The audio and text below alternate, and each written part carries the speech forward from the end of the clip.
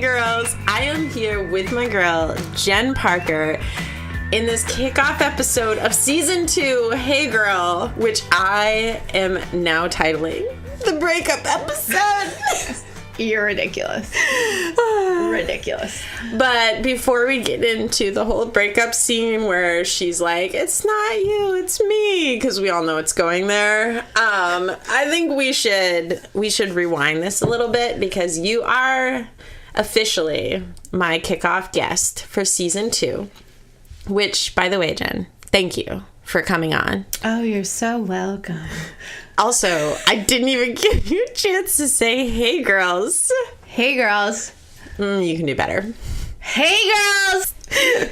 Oh, I wish you guys could see the screen. That sound basically just exploded my screen. That was fantastic. Life in the last, whatever, not quite years since we launched this, but probably, yeah, she's counting here. How many months have we got? It's almost, I think it's 9 months since we began. Since we birthed.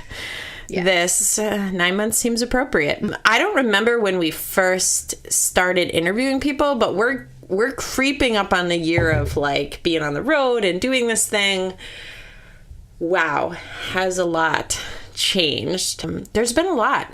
Yeah, a lot of left fielders, whatever you want to call them. But I know we did an episode before where I interviewed you and we talked about kind of your background, where you came from. But maybe let's just fast forward to the launch of this, and because I feel like we almost have had a lifetime since then. At least it feels that way. It does feel like a lifetime. So I feel like we started recording in March. Yes. We were crazy newbies and just trying to figure things out.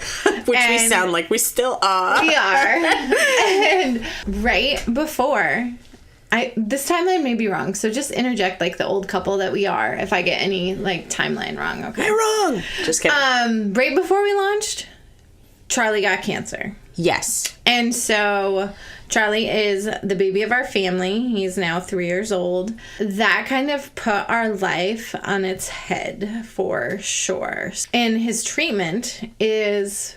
The funny thing is they say it's 40 weeks long, but we're still in it, very much in it, because he's had surgery, he's been sick, so he can't have his chemo, just a bunch of things just slow everything down. So we're still in the middle of it. So in the meantime, a lot of my life has come to a screeching halt. Just things that I've been involved in, but I kept trying to do Hey Girl. Even in the midst of it, we were still interviewing and recording, and then we got to a point, I think, in the beginning of the summer where I was like, hey girl, I need to not interview right now. I just didn't have headspace and time, and everything was so up in the air with a bunch of things. And so Bethany was super gracious and was like, I got you. And then I came back to her again and was like, hey, how about we end this first season, because there's no way I'm coming back anytime soon. She's like, perfect. Am I doing okay on this? Oh, you're making a funny face at me, so I just want to make sure. That's just my face, Jen. Gosh. So, and things in your life were a little crazy around that time too. Yes. So it was good timing. Even when you said that, for both of us, we're like, you know what? This is really... I was getting ready to leave my job. I had just come out of some stuff on our end, and it was good. Yeah. So we ended first season and just kind of took a break. Yeah, so which was 30 episodes, y'all. Which is kind of... Wasn't like you were slacking, Jen. So then we started talking, okay, season 2. Bethany's like, I'm so excited to get going and start doing this. And I was like, I don't think I can do it. So we had a conversation, and I was just like, listen, I love you. I love Hey Girl, but I just don't have the headspace or the time or just the investment in this right now. And Bethany was very gracious and was like, okay, good. Get out of here, kid. Just kidding. No, she was very gracious. About to say, this sounds like it's not It's not you, it's me. That was the moment. But then we had the conversation where I was like, we need to have an episode where we talk about our breakup, because when someone just leaves something, I don't know about you, but for me, I'm always like, oh, what happened? Something must have happened. There must have been a fallout. You know, I always just jump to like the crazy drama. And since TMZ hasn't caught wind of our whole thing, we just need to start make up our own drama, because they're not following us yet. Exactly. So I was like, we need to have a show where we talk about how we're still friends, even though I'm not going to do Hey Girl anymore. So here you go. Oh, and we are still friends. We are still friends. We're not even Skyping this. We can be in the same room together. Yeah. We are in the same room. Yay! Which is a miracle with everything in life. Yeah. So, yeah, this has been, I think for both of us, this wasn't kind of, it just wasn't what we imagined it to be when we launched it. At the same time, the podcast itself, the things that God did, that is a theme right now in my life.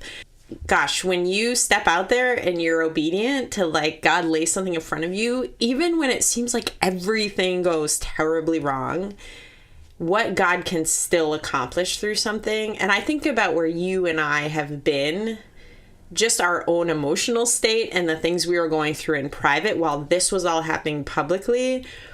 And we're like counting these downloads and the messages that women are sending. And I don't know about you, but I'd get these messages and be like, I don't know how you can possibly be encouraged and blessed by anything that I'm doing right now, because I'm a hot mess, like holding on, white knuckle gripping, just trying to get through each and every day. Let's walk through this a little. You found out, you're right, I think it was the week before. It was very close to the launch. We got this news about Charlie.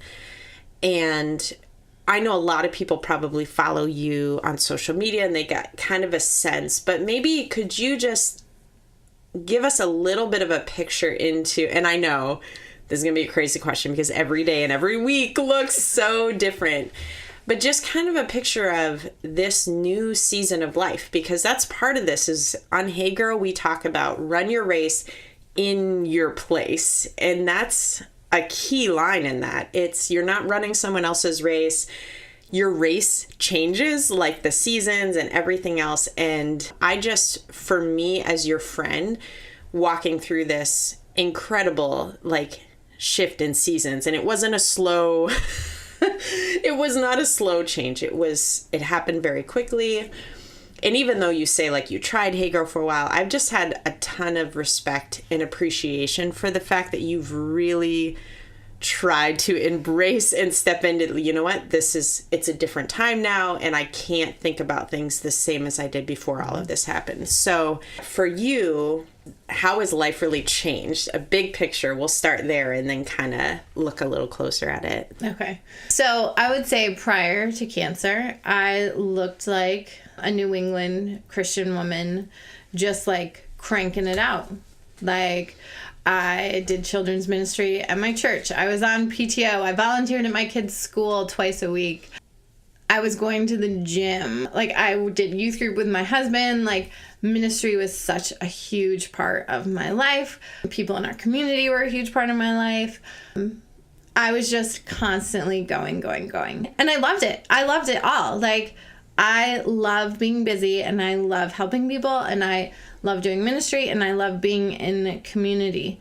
And I love that we had started Hey Girl. I was like, this is amazing. My voice sounds so weird recorded, but okay, we're going to do this. And then April 24th came when Charlie was diagnosed with cancer. All of a sudden, my life came to a screeching halt, because suddenly now we are spending time at the hospital. A lot of time in the hospital. I now have there's this new thing that I call, it's called hospital time, because there is time outside, there's, normal time, and then there's hospital time, where things that should take an hour, hour and a half, take 8 hours. Or you're just waiting for something, but you're waiting on medicine, but the script was written wrong, and so it needs to be rewritten. And so all of a sudden, all these things that I used to do and move at a fast pace, my life is very small and slow. And the funny thing is that 2 years ago at the If Gathering, which, if you don't know, look it up online, is a simulcast women's ministry event in February. It's going to happen again this year. It's awesome. But 2 years ago, God named me the word small. And I was like, that's weird. Because my life's pretty crazy and big. And I liked it that way.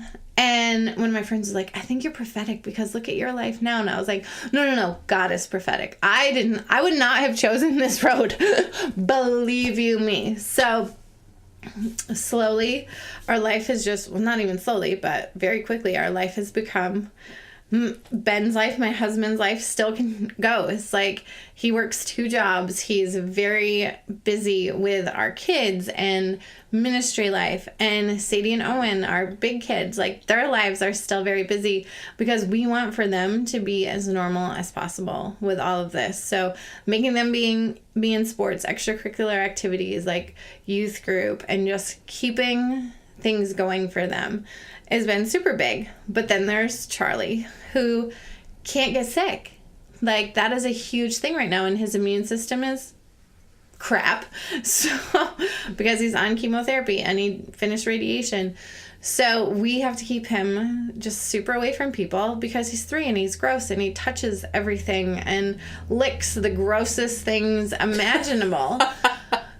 Everything. They Literally. lick everything. So, I mean, he has best buddies that he loves, but he just doesn't really get to see them very often because, I mean, little kids, especially this time of year, it's like, oh, hey, we're going to hang out, but, oh, they have a cold, and I don't, and what's so sweet is that so many of our friends are just so sensitive to that, like, hey, my kid's sick, I don't want to bring around Charlie, and so I'm so appreciative of that, but at the same time, I'm like, well, I miss you and I love you. In the smallness has been greatness too. So all that to say, my life is small, but it's still good. And God is still working and teaching me so much in this smallness. The crazy thing is, I was thinking about this, I always, like, if you know me in real life, I used to say, I just want to be on a stage and look pretty. I didn't even want to have that talk on the stage. I just wanted to look pretty on stage. And God, was like, really? You want to do that? And I was like, as I, worked through that, I was kind of like, I don't really want that. And so now, Charlie has this big following on social media, which is great. But I would never have chosen cancer for me to spread. I mean, we use it to spread the news of what's going on with Charlie and updates, but also it's very important for Ben and I to point to God in these moments, whether it's super exciting news or just it's been a really hard day and God is still God and he's still with us. And in that, our last post, 10,000 people saw it. 10,000. And I'm just like, okay, God, here you are using the worst situation to put us on a platform that we never would have chosen, but you're still working and you're still getting the glory. So, which is pretty crazy in my small life. I don't remember who said it, but I love the line that pain is a microphone and, or suffering or whatever, it's often something that it gives you a voice you wouldn't necessarily have chosen. But I love the line, you said it, my life is small, but there's greatness. Describe to me a little bit, what does that look like, the great side? Because I just imagine there are women, or men, sorry, I know there are a few, but the women listening that feel not necessarily because of suffering or challenging things, but you and I know this, that season of life when life feels very small. It feels like little sticky fingers and little people and piles of laundry. And you just feel like, what am I doing? It's just me stuck in my house all the time. And you even said it sounds almost trivial in light of what we're talking about. But there is a reality, even this winter season, if you do live anywhere where winter tends to bring sickness and you're locked in your house all the time, I'm just picturing all of these young moms. This is like what you're describing is what I feel like my life is right now. So as an encouragement to them, like, what does the greatness in that look like in your life? The greatness is that when your life gets small and quiet, God can speak so loudly in those moments. Because when I, speaking personally, when I was just busy and doing a lot, there's not a whole lot of space to allow God to speak.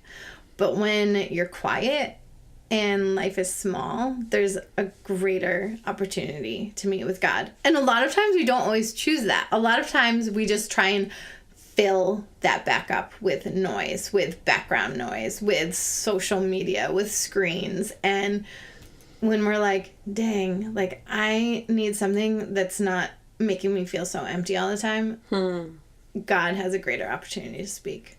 I also would say too, like in this season of suffering, because it is pretty awful, it also gives you an opportunity to connect with people on a different level. Like, suffering is not just cancer. Suffering is universal to a lot of us, whether it's grief or divorce or just a hard season. I'm just able to empathize and meet people at a different level that I had never been able to before. And I'm super grateful for that, just to be able to be like, hey, I get it. Like, I understand. Like, my circumstances are different than yours, but I get you. And I can speak into that in a different way than I ever have before. And people get me in a different way than I've been ever have before too. So that's another weird blessing in cancer, I would say. Yeah, no, absolutely. And I think in general, when that kind of Me Too connection, we've talked about that on here before, but it doesn't even have to be the specific thing that you're walking through, but when you connect, whether it be suffering and even the other side of the pendulum, when you have celebrated something in such a way and you connect with someone like, oh my goodness, yes. I was listening to a story the other day and thinking about the parents that walk through when their children walk away from the Lord, and then they get to see that miracle of God drawing their children's heart back to themselves, and the connection between parents when something like that happens. But also those same parents looking at other parents who have not seen the rejoicing, but their connection with, no, I know that heartache of when your child is not walking with the Lord. And like you mentioned, in suffering, whether it be cancer, sickness, really any kind of suffering at all, what an incredible opportunity to connect. That we don't, if you haven't walked that road, I feel like this should be one of those, here's a tip. If not, Me Too should only be said when it actually applies. Because I don't know if you've walked through this yet, but the danger in people being like, I know exactly how you feel. And then they give you an example that is nothing like, one time my cat, like, you're like, no. It's that doesn't count. Not that we don't love your cat, because I don't love your cat. Nice, real nice. I'm sorry. I'll let the record show I'm not a cat person. So let's say right here and now, one of the questions we ask, we talked about this a little before, is what are things that you have to say no to right now in this season? And I laugh only because usually in interviews that's such a quick question and they're like, oh, well, maybe this thing. But in your season, this is a major thing. You've had to really say no more than yes. Just talk us through, what did some of that look like? What are some of your no's right now? And even I would expand beyond that. What did it look like to have to say no? You mentioned the podcast, but I know that we're not the only one you broke up with. Okay, so I love looking back and looking forward at the year end and the new year coming. I don't know, Lara Casey, she's so awesome, and on her blog she has been doing this series about just really good questions to ask yourself at the end of the year and moving forward. that was one of her questions. And I was like, when I wrote it all out of all the things that I've like said no to this year, I was like, dang, man. And some of them are really hard because I've said no to PTO. I resigned from PTO. I don't volunteer in my kids' school. I don't really get to go to the Y as much as I would like to. I'm not doing youth ministry. I'm not doing children's ministry. And probably one of the hardest things is that I'm not going to church on Sunday mornings because Charlie can't go to Sunday school. He can't go to church. Like, that's like probably the worst scenario aside from like daycare or child's play at the Y that he could be in, because he would just be around a ton of kids, which for a normal kid is a great experience. But for Charlie, he just can't be in that situation right now. So that's been super hard. And like, but the other side of that scenario is I've not been able to go to church, but also just because this season, like, it's overwhelming to have a kid who has cancer. And so my brain can't handle a lot of things. So I can't listen to sermons. Like, it took me a long time to even be able to read again, which is huge for me because I love to read. Yeah.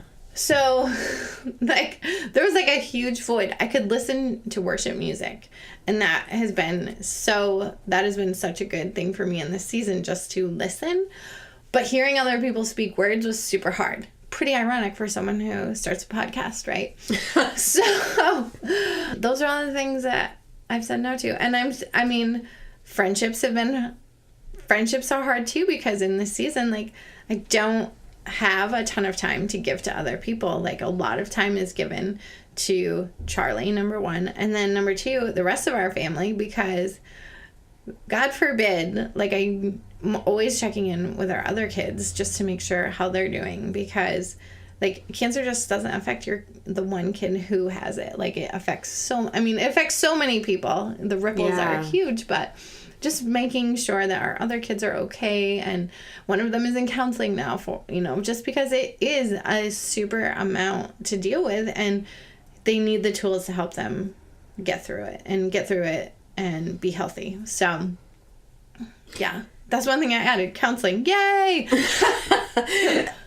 It's going to sound crazy, but I love just hearing you say that list, because I think somebody needed to hear that today. That from somebody who, and I knew you before, who reading and podcasts, I'm sure we've talked about it on here, our loves and hates. Like, you were not somebody that was, well, I will say you were somebody that podcast, you were the one that first was like, okay, listen to this and this. Mm-hmm. And if anybody is your real life friend, they know you're the one sending all these links like, oh my goodness, read this, listen to this.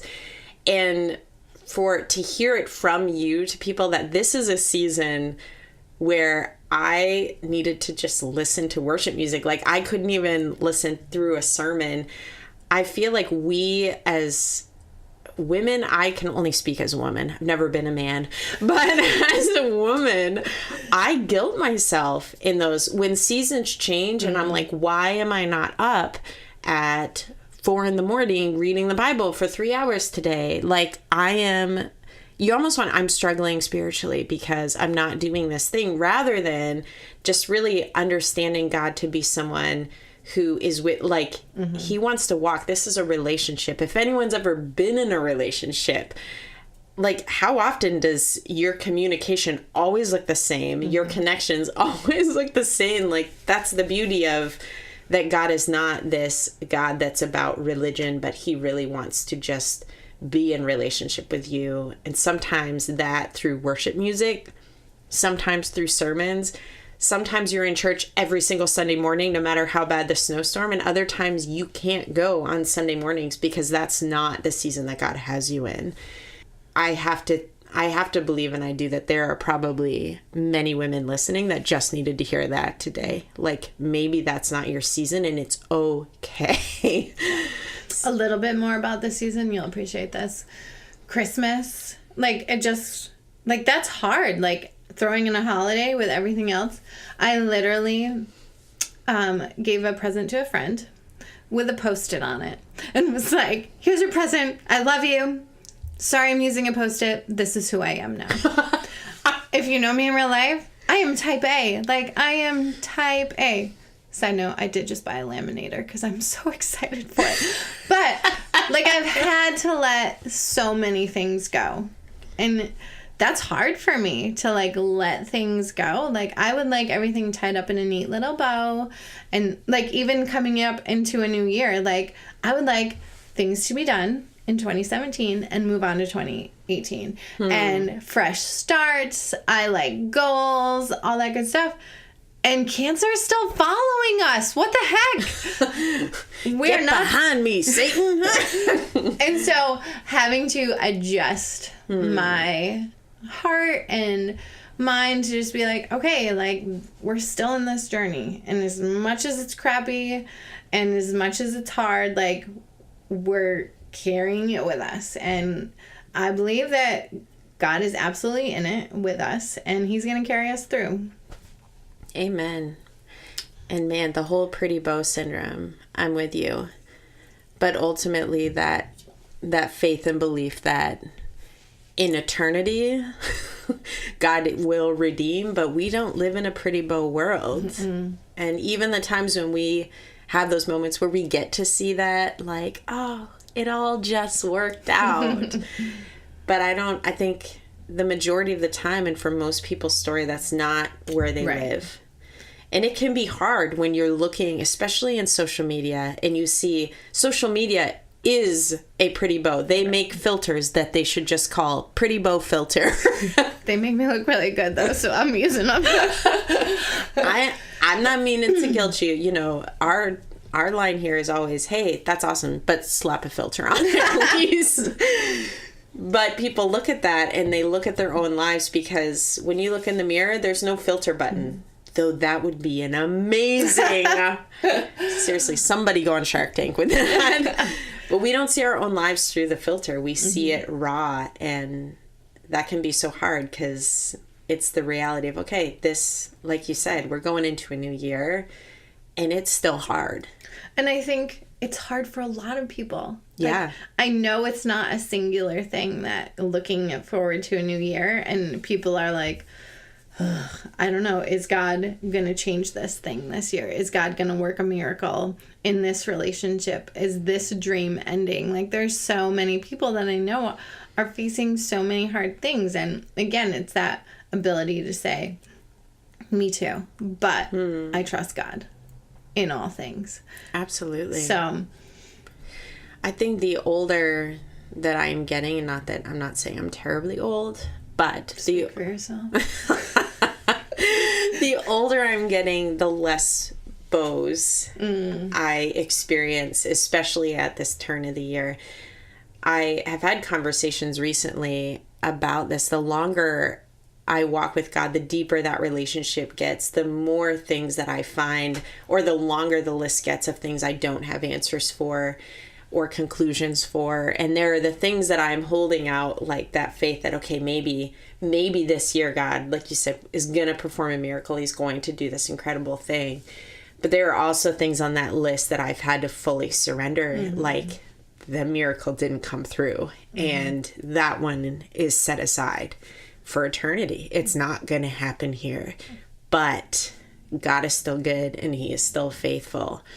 And I guess as I think about, we're going to launch this in the new year for women who are sitting there listening in whatever seat they're in, whether they're like, you know, it's a new year, a new me, whatever, you know, new year, new you. There's all these trendy statements and they're hopeful, you know, that they can celebrate within that. If they're sitting in that place of they're still holding out for a miracle, that they can really trust and know God in that. And if they're sitting saying, my miracle didn't come, and you know what, 2018 looks a little bleak, that they can still know that God is with them even, and that is just a powerful reminder. So you're headed into this new year. We're only breaking up in terms of co-hosting. Right. The friendship goes on. You're stuck with me. Yeah. I have to say, this is going to be a rabbit trail for a minute. Oh, Lord. Okay, where are we going? I'm going down the friendship rabbit trail. Okay. But just because I'm thinking about, gosh, the journey that God bringing us together through my husband, who still claims 100% credit for setting us up. But we met, and I feel like from the moment we kind of started doing ministry together, God's just sort of knit our hearts. A lot of just similar passions and things within our lives. And for whatever reason, even in this recent journey, walking side by side through hard things. And the funny thing is, we're not neighbors. Like, I don't know if people realize we don't actually live in the same town. There's quite a distance between us. So we've had to, at times, put a lot more effort into, like, this moment. You know, you took a drive this morning so we could sit in the same room. But I have to pause even before we talk about the shift of, you know, I'm going to continue on with Hey Girl, and which is hard not having you as a co-host, because I'd much rather listen to your voice than mine. I'm like, because I'm pretty, that's why you want to keep me around. Oh yeah, that's what I meant too, because I just want to look at your pretty face all the time. But man, am I ever grateful that our friendship is just more than a podcast. It'd be so weird if we were just podcast, like, co-hosts, though. Like, I feel like... That's true. Like, it would feel more like a job, where this has just felt like fun and like a ministry. Because that's true. It's been two friends who had a passion on their hearts to start something. I mean, we think it's fabulous, so... We think we're fabulous. It's like... We're so humble. It's like Andy this morning. Just try and have fun. It's almost like a joke of, can you try and be serious for 3 seconds and do your job? Oh, that's so true. I have to say I'm still excited, because I know that our journey, whatever it looks like, isn't done, and who knows, because we would never have, however many years ago, 5-6 years ago, when we met, been like, hey, we're going to do a podcast. No. Mostly because I didn't know what podcasts were. So I don't know what the future holds on that side of things, but I just wanted to take a rabbit trail to say I'm just grateful for our friendship. Oh, me too. And a shout out to women out there who, I don't know if they're in a lonely season, or maybe they have those friends, like, to take time to just really cherish the women that God puts in your life as you do life together. Sometimes fun roads, and other times it's hard, but I will say, on a personal note, if you are listening and you are in a season of feeling just very lonely, prayer. It's, I know that sounds so cliche, and this is going to sound incredibly pathetic, but there were years in my life where I prayed through tears that God would just bring me a good Christian girlfriend. And my dad could attest to this, many, many tears. And I just look at you and other women in my life, and I'm like, man, God answered that so much beyond what I could have imagined, which is part of why I love Hey Girl, because I feel like now not only do I get to experience that, but I get to share these women and their stories, and I love that. So thanks for your friendship, Jen. Right back at you, girl. But we are, in fact, parting ways. But we're launching into season 2, and you are headed into a new year. Give me just right now, Charlie just had his scans, and good news. Good news, he's no evidence of disease, so that's really good. He still has 10 more weeks of chemo, which is always, that's the question we keep getting asked, because, well, if he doesn't have any signs of cancer, why do you continue? And it's just, each cancer is very specific to the protocol that you follow. Yep. I'm like a doctor now. Don't worry about Seriously? it. I can help you. So he has to finish his chemotherapy protocol. So he has 10-ish more weeks, and then there's more scans. So that's where we're at. Yeah. So hopefully by the end of March, he'll be done with his treatment. And how's he holding up? Oh, Lord. He's a rock star. The kid, he just moved from a crib to a toddler bed.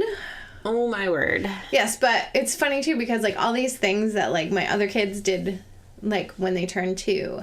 And like potty training, he's not potty trained because his cancer is in his abdomen and it affected his bladder for a very long time. And so we're not even attempting potty training, which type A, hello, my kid is 3.5 years old. I want him to be potty trained. I've had to let that go and just be like, yep, you're still wearing diapers and that's okay. But he's also had to let it go. Just yeah, clearly. You're hilarious. You have like dad humor. I literally threw that dad joke in just for my husband. I hope you appreciate that. But he's awesome. Like, he is happy. He just is loving life. He's bossy. He loves to play hide and seek. He's super smart because he watches PBS because he has cancer. Like, he knows his letters and his numbers. He's 3. My other 2, like, they went to kindergarten and I was like, I think they know their alphabet. But this one, super smart. And it's because of TV. So seriously. I can't even take credit for it. Yeah, but everybody's always downing on the kids that watch PBS too much. I know. Just saying. I know. It's okay, everybody. Chill out. He's got cancer. I know. Oh, that's awesome. On a whole, my question, looking into this next year, if we could, all of us listeners, because I'm listening to you as well, what is something that we can pray for you and your family? A couple things. Thank you for asking. That's super nice of you. So one of the things that I've noticed, because you get in this cancer community, which nobody ever wanted to sign up for, but you're super grateful to have all the other people who are walking this very same road. Relapse is a big thing. We just had another little family, a little girl, 2 years old, just relapsed right before Christmas and has spent Christmas and is still in the hospital because her cancer came back. And so that's something that I don't want to live in fear, and I don't want to live waiting for the shoe to drop kind of thing. So pray for not being fearful and not being afraid of what's going to come in the future. So yeah, that's a big one. Yeah, I had to switch my mind a lot on hope, because I was hoping for good outcomes, and then I was hoping for him to be cancer free, and that's not promised to me that those things are going to happen. And so I have to put my hope, like I put my trust in God, but now I'm just learning this like another layer of putting my hope in God. Like, I can't hope in circumstances in the future. I can only put my hope in God. And that's a really hard thing to do, like, because it means releasing all those things that you want to hold on to so tightly. So how's that for a prayer request? That's a good word. I just feel like that just needs to sink in for all of us a little bit. You said there were 2, though. What's the other thing? Just for our family and I feel like one of the things that cancer has brought us is just being super intentional. Like, I feel like we're always a family that valued family time and making memories, but like we also enjoyed like going on vacation together and doing fun things. And right now we don't get to do those memory making things. Our memory making things are eating dinner in the hospital cafeteria, which my children love, which is so gross.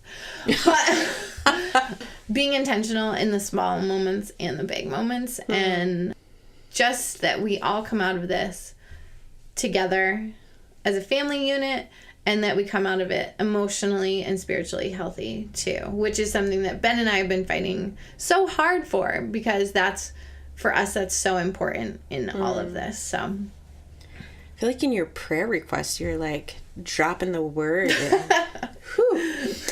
Okay, I gotta shift gears because I'm making a record of not crying in an interview. You did get a little emotional. You know what? Shut your face. No tears streamed down my cheeks. Fine. That's the line. Okay.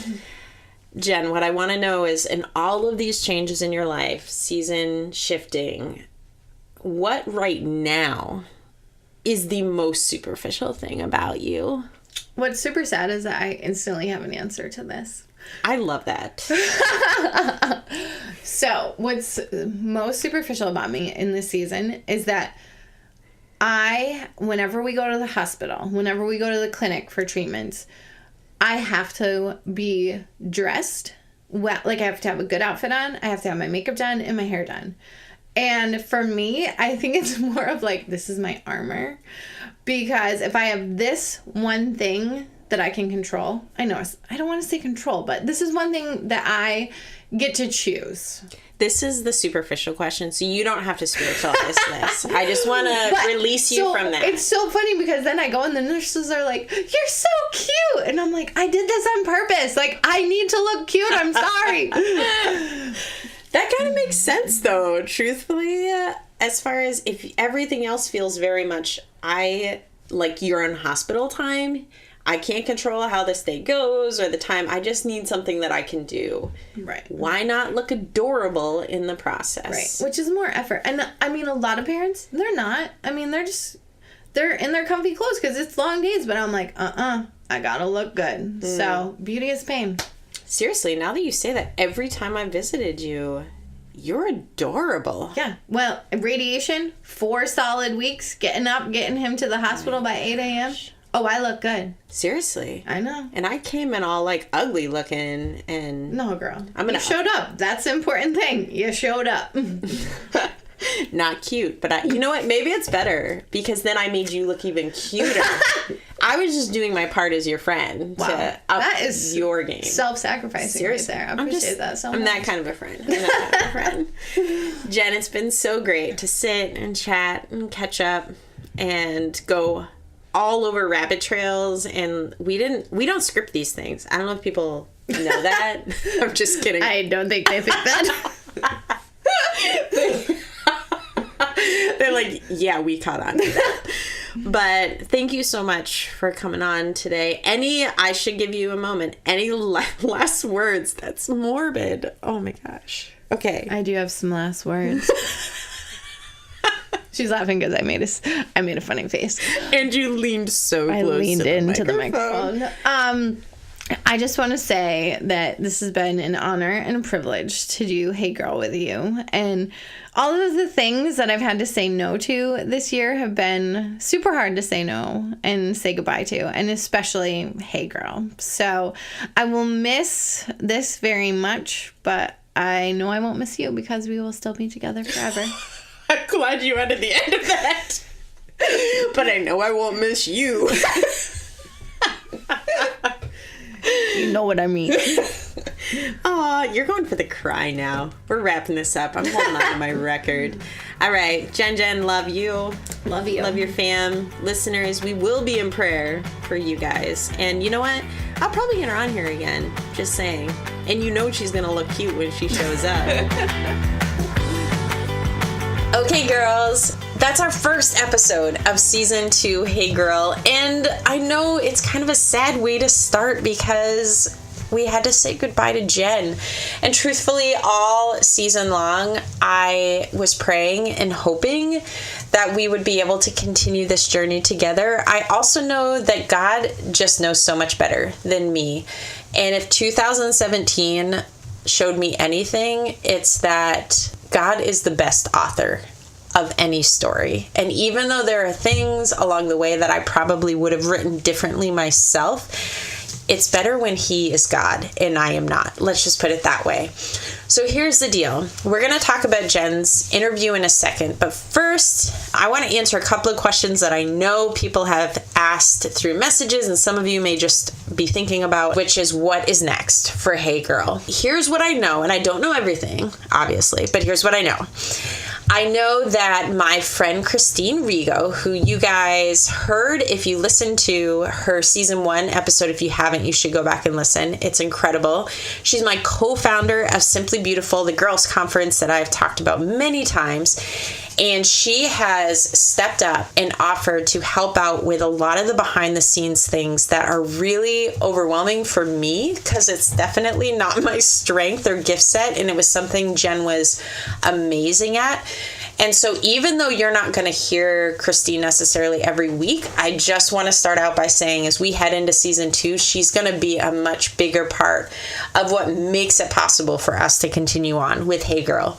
And we love her. And gosh, Christine, you know I love you, but I'm also just so incredibly thankful that you're willing to help out so that we can continue on.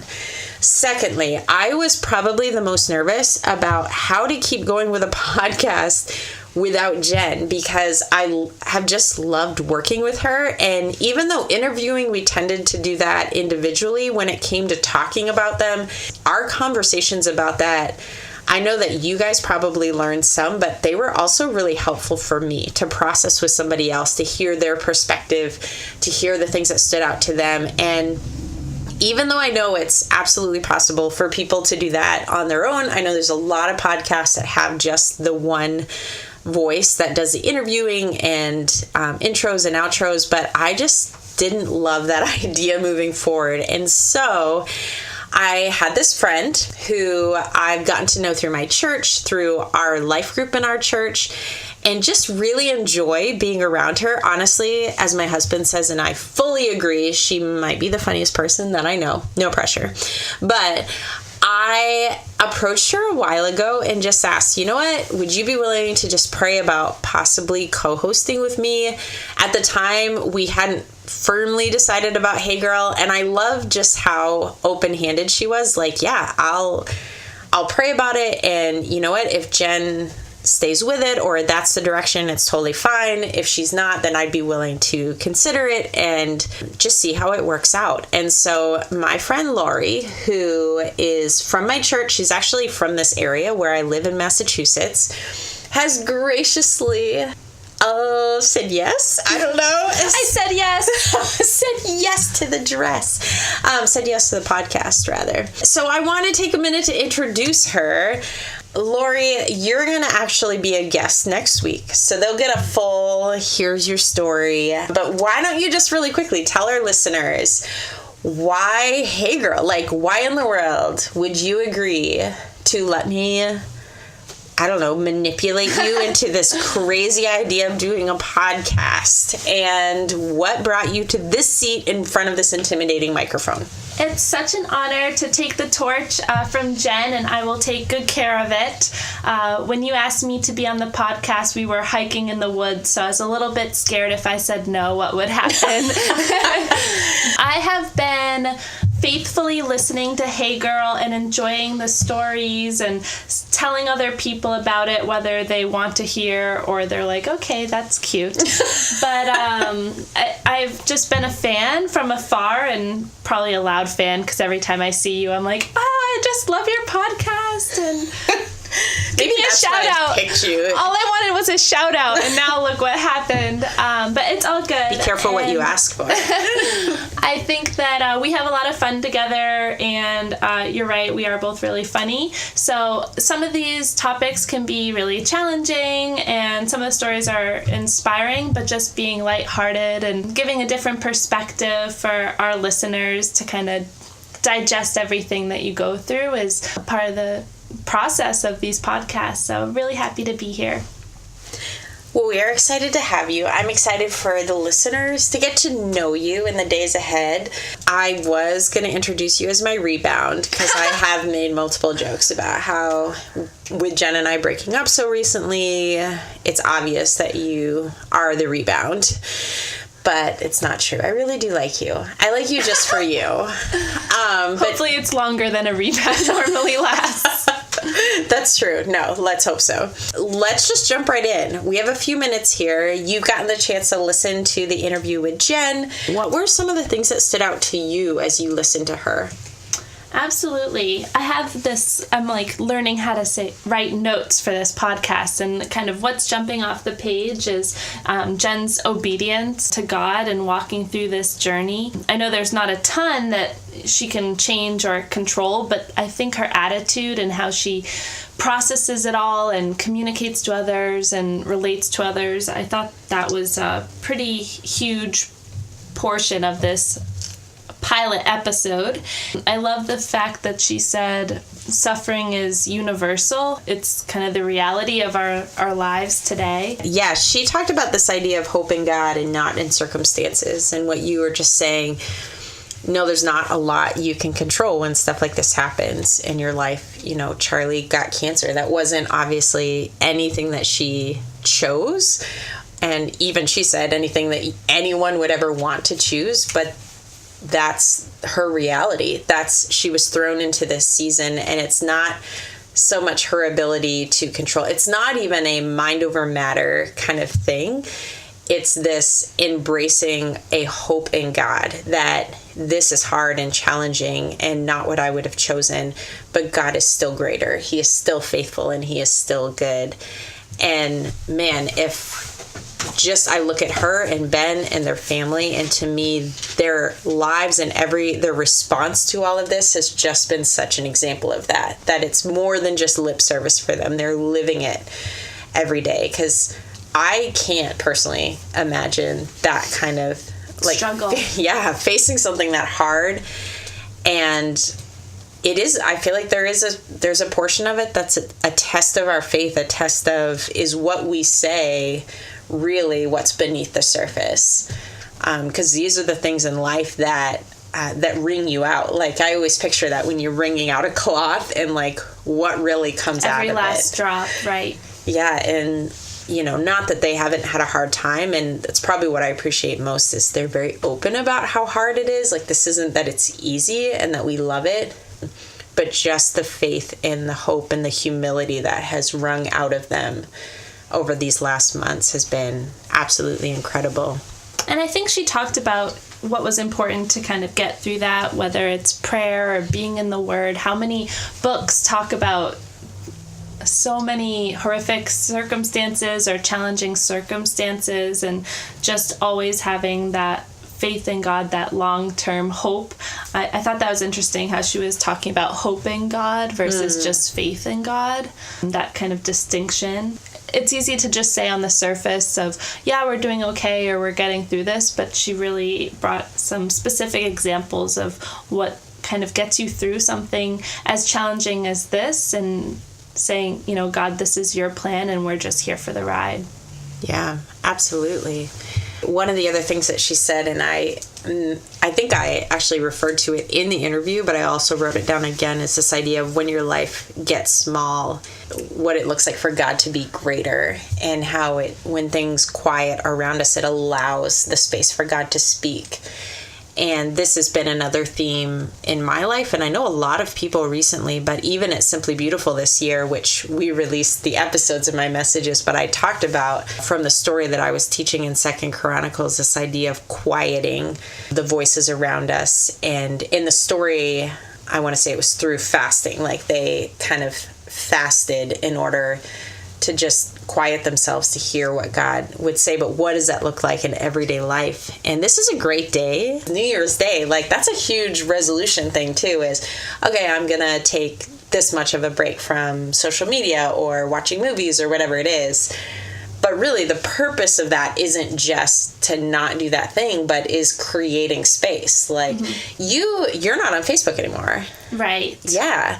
So it's been wonderful, although I will miss out on, interacting with the Hey Girl fan club. Yeah, but I want to have you notice, because I feel like that's one of those things that people do, and it quiets down the voices. Not that it's not good to interact with people, it is, but sometimes I think we maybe could use a little less interacting with the greater world of people all over the world who can connect through social media, and a little less of that and a little more present in what's right in front of us. Right.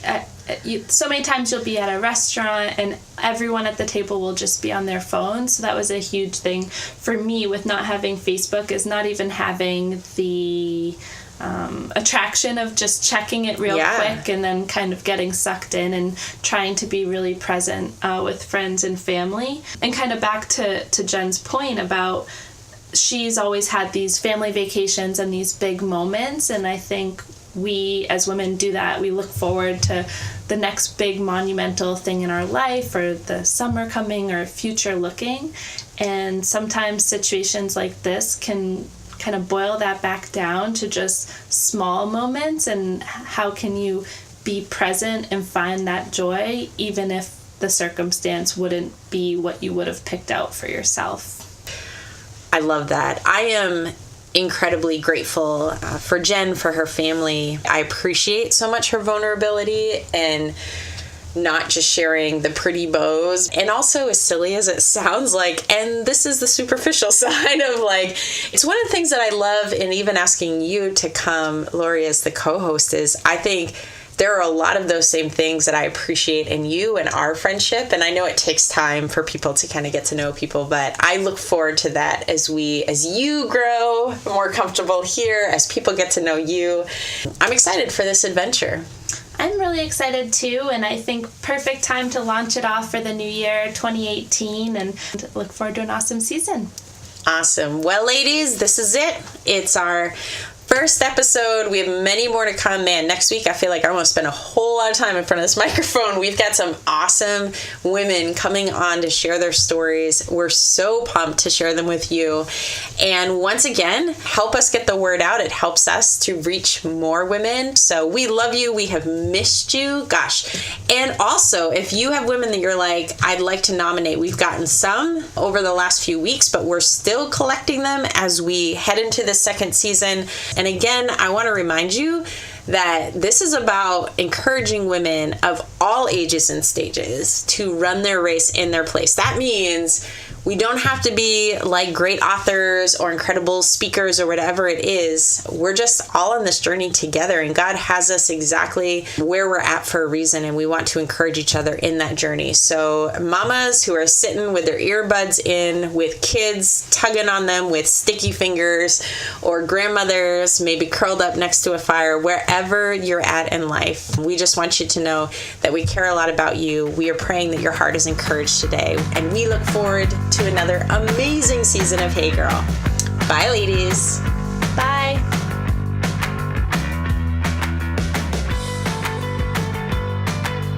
Hey, girls. Woo! I'm hot. On the microphone. Hello. Nothing. Wait, am I on? You're on the top. That's what. Oh, ba. I told you, Ellie's gonna beat me. Okay, girls. I am here with my girl. Are you laughing at me? I haven't started. I can see this is gonna go really spectacular today.